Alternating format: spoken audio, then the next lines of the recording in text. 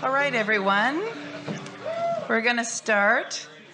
Welcome to Tales at Night. This is your library happy hour, and we are the Winnipeg Public Library.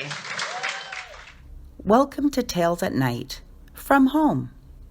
While you would normally find us on the stage at the Goodwill Social Club, reading aloud stories for adults, these days we are following the advice from our public health professionals, and just like you, we are staying home.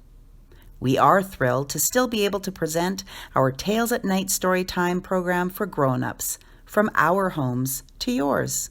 Enjoy. Please note, these stories are written and read aloud for adults and are not recommended for children. Hi everyone, welcome to another episode of Tales at Night from Home. My name's Kirsten, and you'd normally find me at the Harvey Smith Library, but as you can see, I am here in my living room. And across the screen from me is...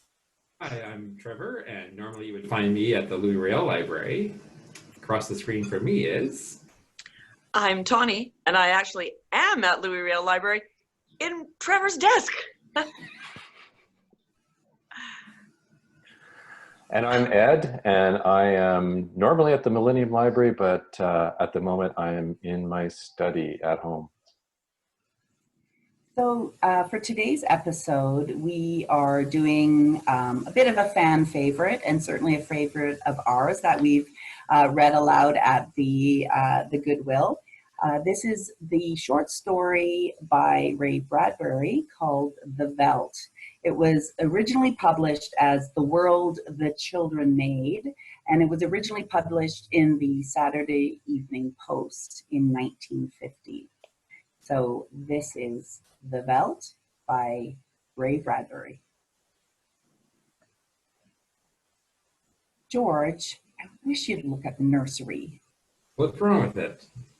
I don't know. Well, then. I just want you to look at it is all, or call a psychologist in to look at it. Well, what would a psychologist want with a nursery? You know very well what he'd want. His wife paused in the middle of the kitchen and watched the stove, busy humming to itself, making supper for four. It's just that the nursery is different now than it was. All right, let's have a look. They walked down the hall of their soundproofed Happy Life home, which had cost them $30,000 installed. This house, which clothed and fed and rocked them to sleep, and played and sang and was good to them. Their approach sensitized a switch somewhere, and the nursery light flicked on when they came within 10 feet of it.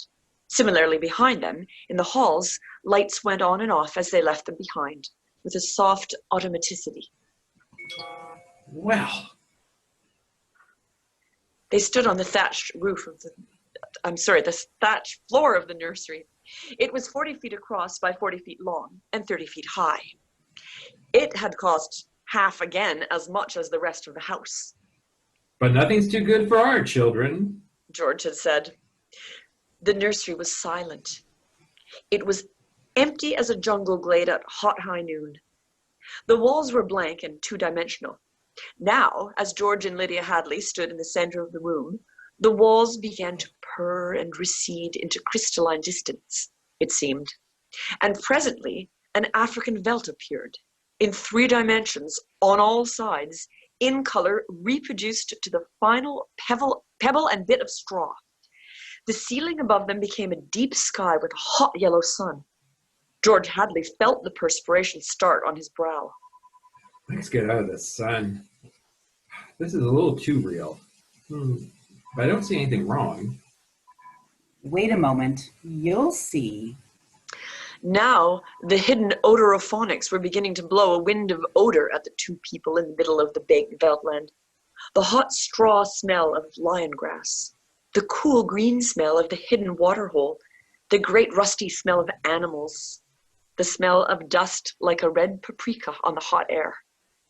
And now the sounds, the thump of distant antelope feet on grassy sod, the papery rustling of vultures. A shadow passed through the sky. The shadow flickered on George Hadley's upturned, sweating face. Filthy creatures. The vultures. You see, there are the lions, far over that way. Now they're on their way to the water hole. They've just been eating. I don't know what. Well, some animal. George Hadley put his hand up to shield off the burning light from his squinted eyes. A zebra or maybe a baby giraffe. Are you sure? Well, it's a little late to be sure. Nothing over there I can see but clean bone, and the vulture is dropping for whatever's left. Did you hear that scream? No, About a minute ago? no, sorry, no. The lions were coming. And again, George Hadley was filled with admiration for the mechanical genius who had conceived this room. A miracle of efficiency selling for an absurdly low price. Every home should have one. Oh, occasionally they frightened you with their clinical accuracy. They startled you, gave you a twinge. But most of the time, what fun for everyone. Not only your own son and daughter, but for yourself when you felt like a quick jaunt to a foreign land, a quick change of scenery. Well, here it was. And here were the lions now, 15 feet away. So real, so feverishly and startlingly real that you could feel the prickling fur on your hand, and your mouth was stuffed with the dusty upholstery smell of their heated pelts. And the yellow of them was in your eyes like the yellow of an exquisite French tapestry, the yellows of lions and summer grass, and the sound of the matted lion lungs exhaling on the silent noontide, and the smell of meat from the panting, dripping mouths. The lions stood looking at George and Lydia Hadley with terrible green-yellow eyes. Watch out! The lions came running at them. Lydia bolted and ran. Instinctively, George sprang after her. Outside in the hall, with the door slammed, he was laughing and she was crying, and they both stood appalled at the other's reaction. George! Oh, Lydia. Oh, my dear, poor sweet Lydia. They almost got us. Walls, Lydia. Remember? Crystal walls. That's all they are. Oh, they look real, I must admit. Africa in your parlor. That's all dimensional, super reactionary, super sensitive color film and mental tape behind glass screens. It's all odorophonics and sonics, Lydia. Here's my handkerchief. I'm afraid. She came to him and put her body against him and cried steadily. Did you see? Did you feel? It's too real. Now, Lydia. You've got to tell Wendy and Peter not to read any more on Africa. Of course. Promise? Sure. And lock the nursery for a few days until I get my nerves settled. You know how difficult Peter is about that? When I punished him a month ago by locking the nursery for even a few hours, the tantrum he threw, on Wendy too, they live for the nursery.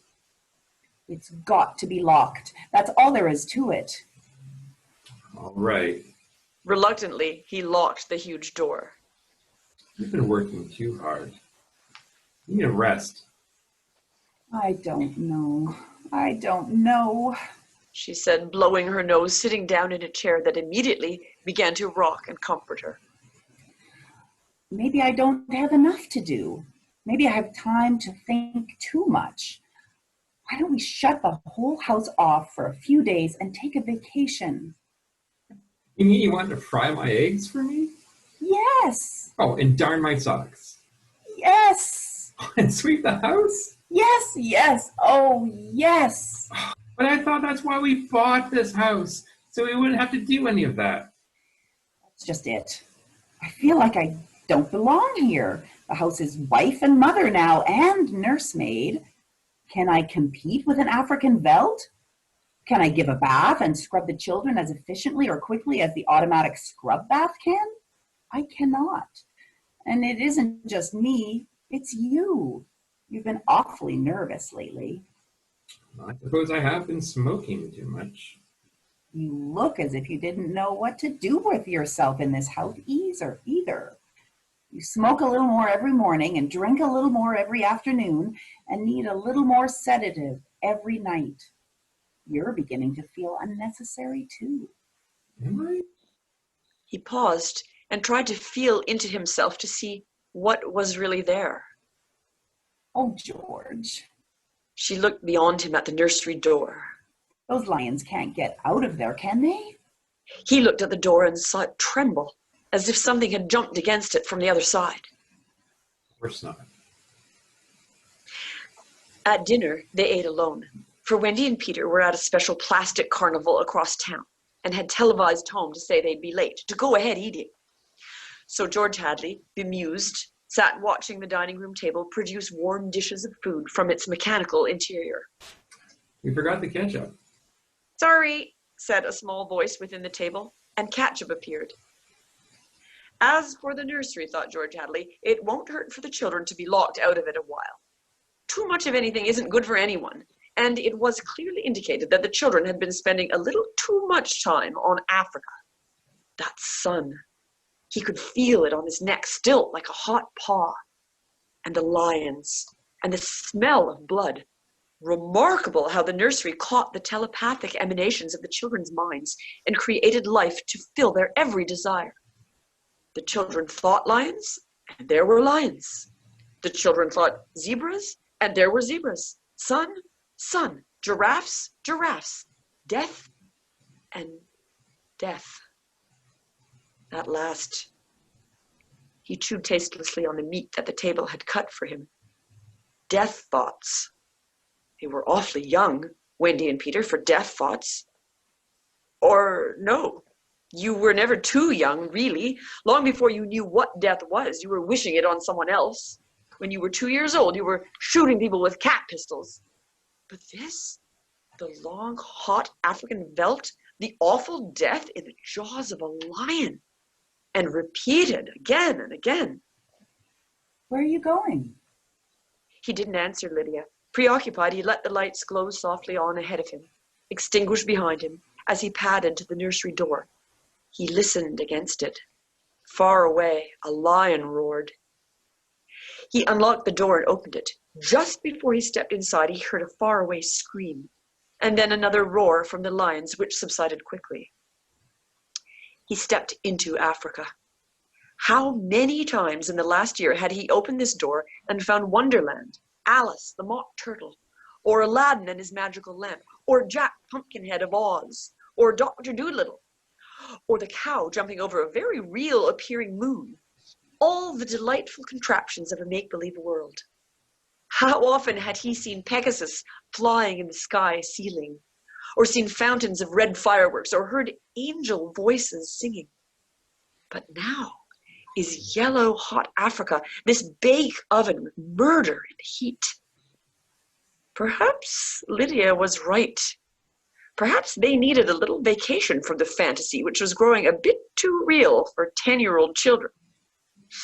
It was all right to exercise one's mind with gymnastic fantasies, but when the lively child mind settled on one pattern, it seemed that at a distance for the past month, he had heard lions roaring and smelled their strong odors seeping as far away as his study door. But, being busy, he had paid it no attention. George Hadley stood on the African grassland alone. The lions looked up from their feeding, watching him. The only flaw to the illusion was the open door through which he could see his wife far down the dark hall, like a framed picture, eating her dinner abstractedly. Go away. They did not go. He knew the principle of the room exactly. You send out your thoughts. Whatever you thought would appear. Let's have Aladdin and his lamp. The Veltland remained. The lions remained. Come on, room. I demand Aladdin. Nothing happened. The lions mumbled in their baked pelts. Aladdin! He went back to dinner. The full room is all out of order. It won't respond. Or What? it can't respond because the children have thought about Africa and lions and killing so many days that the room's in a rut. Could be. Or Peter set it to remain that way. Said it. He may have got into the machinery and fixed something. No, Peter doesn't know machinery. He's a wise one for 10, That IQ of his. Well, nevertheless. Hello, Mom. Hello, Dad. The Hadleys turned. Wendy and Peter were coming in the front door, cheeks like peppermint candy, eyes like bright blue marbles, a smell of ozone on their jumpers from their trip in the helicopter. You're just in time for supper. We're full of strawberry ice cream and hot dogs. And hot dog. Yeah, but we'll sit and watch. We'll sit. Oh, yes. Come tell us about the nursery. The brother and sister blinked at him and then at each other. Nursery? Well, yeah, all about Africa and everything. I don't understand.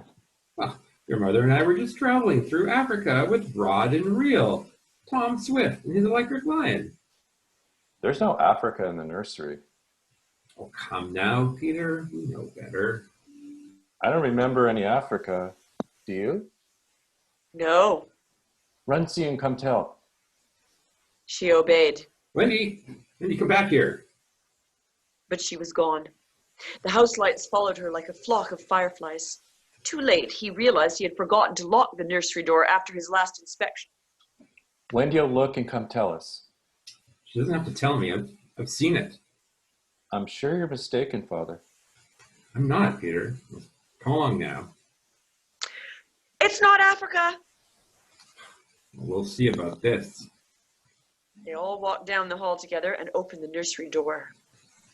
There was a green, lovely forest, a lovely river, a purple mountain, high voices singing, and Rima, lovely and mysterious, lurking in the trees with colorful flights of butterflies, like animated bouquets, lingering in her long hair. The African Veldt was gone.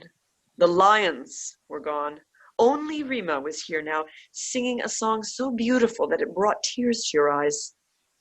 George Hadley looked in at the changed scene. Go to bed. The children opened their mouths. You heard me.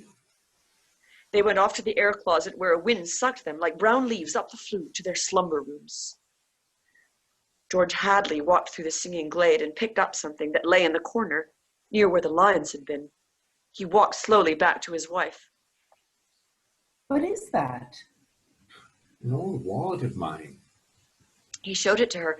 The smell of hot grass was on it and the smell of a lion. There were drops of saliva on it. It had been chewed, and there were blood smears on both sides. He closed the nursery door and locked it tight. In the middle of the night, he was still awake, and he knew his wife was awake. Do you think Wendy changed it? Of course. Made it from a veldt into a forest and put Rima there instead of lions? Yes. Why? I don't know, but it's staying locked until I find out. How did your wallet get there? I don't know anything except that I'm beginning to be sorry that we bought that room for the children. The children aren't neurotic at all. A room like that. It's supposed to help them work off their neuroses in a healthful way. Well, I'm starting to wonder. We've given the children everything they ever wanted. Is this our reward? Secrecy? Disobedience? Who was it that said children are carpets? They should be stepped on occasionally? Well, we've never lifted a hand. They're insufferable. Let's just admit that. They come and go when they like. They treat us as if we were offspring. They're spoiled and we're spoiled. They've been acting funny ever since you forbade them to take the rocket to New York a few months ago. Well, they're not old enough to do that alone. I explained that. Nevertheless, I've noticed they've been decidedly cool towards us ever since. I think I'll have David McLean come tomorrow to have a look at Africa. But it's not Africa now. It's Green Mansion's country and Rima. Well, I have a feeling it will be Africa again before then. A moment later, they heard the screams. 2 screams. 2 people screaming from downstairs, and then a roar of lions.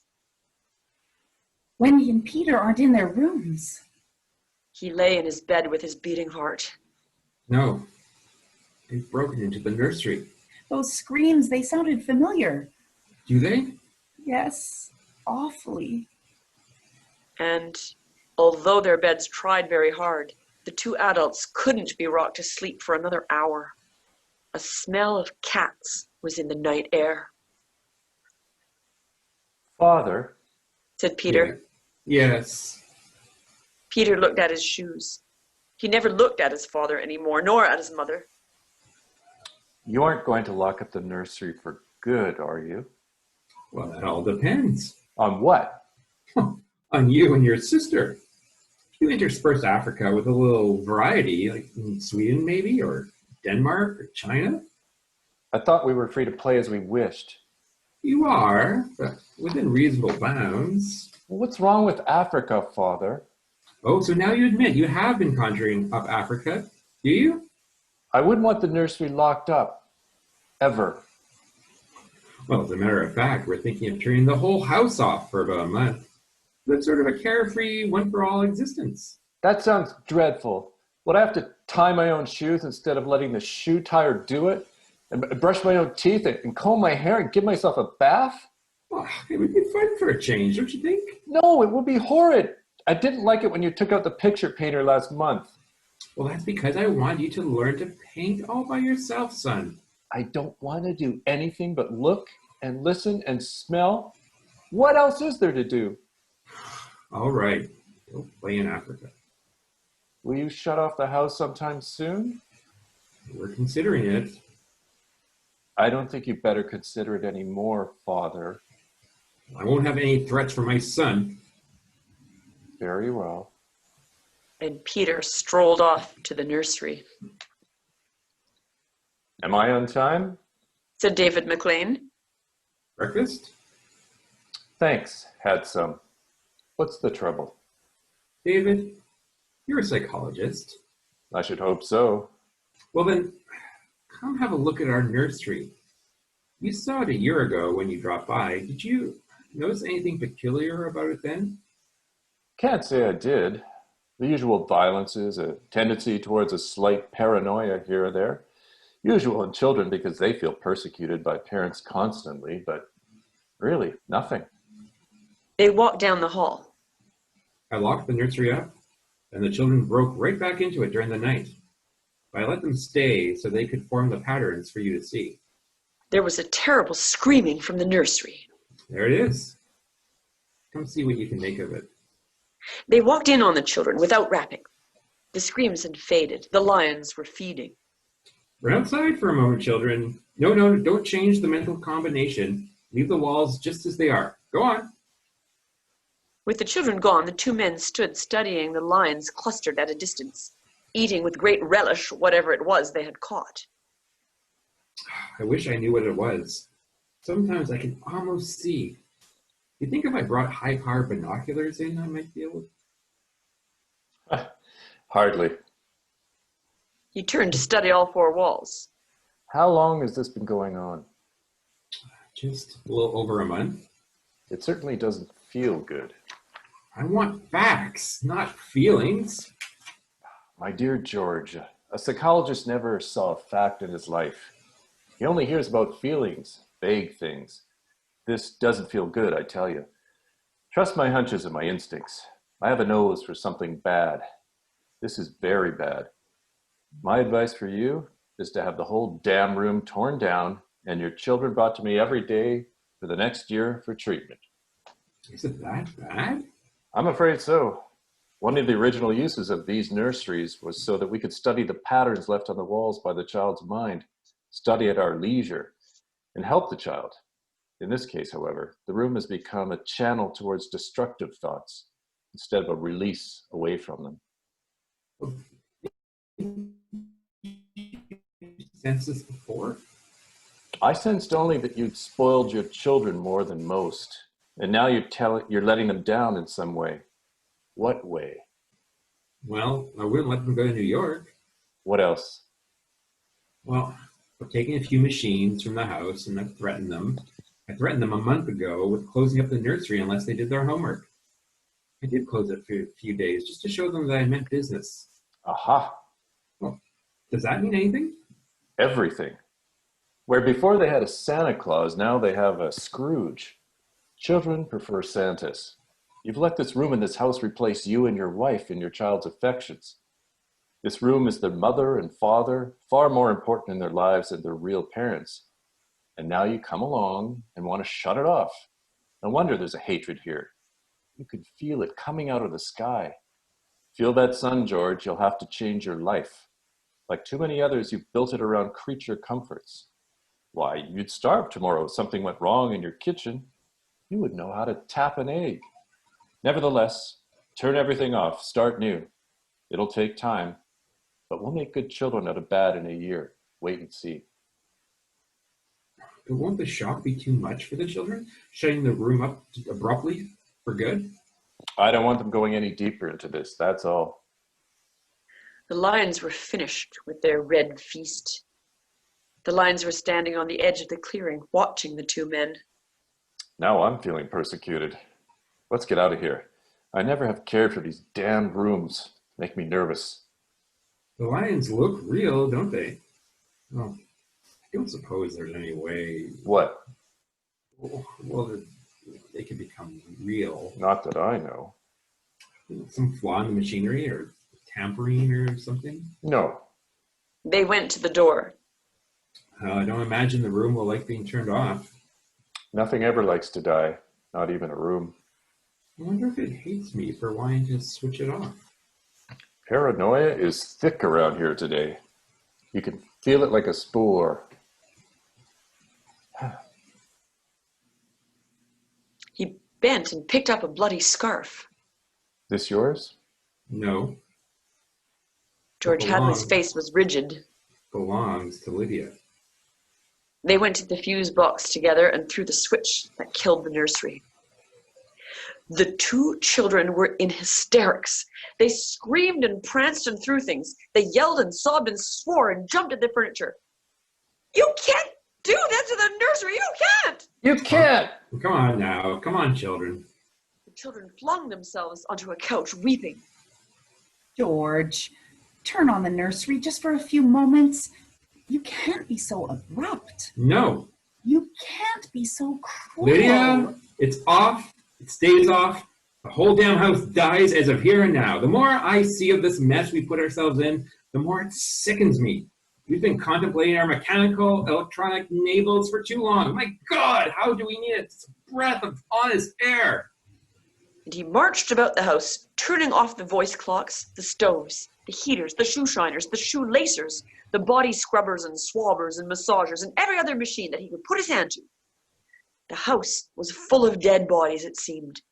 It felt like a mechanical cemetery. So silent. None of the humming, hidden energy of machines waiting to function at the tap of a button. Don't let them do it! Wailed Peter at the ceiling as if he was talking to the house, to the nursery. Don't let Father kill everything! Don't let him! He turned to his father. I hate you! Insults aren't going to get you anywhere. I wish you were dead! Well, we were for a long while. Now we're really going to start living. Instead of being handled and massaged, we're going to live. Wendy was still crying, and Peter joined her again. Just a moment. Just 1 minute. Just another moment. Open the nursery. Please. Oh, George, it can't hurt. All right. All right, well, just shut up. 1 minute, mind you, and then off forever. Daddy! Yay. And then after that, we're going on vacation. David McLean is coming back in half an hour to help us pack up and move out and get to the airport. I'm going to go dress.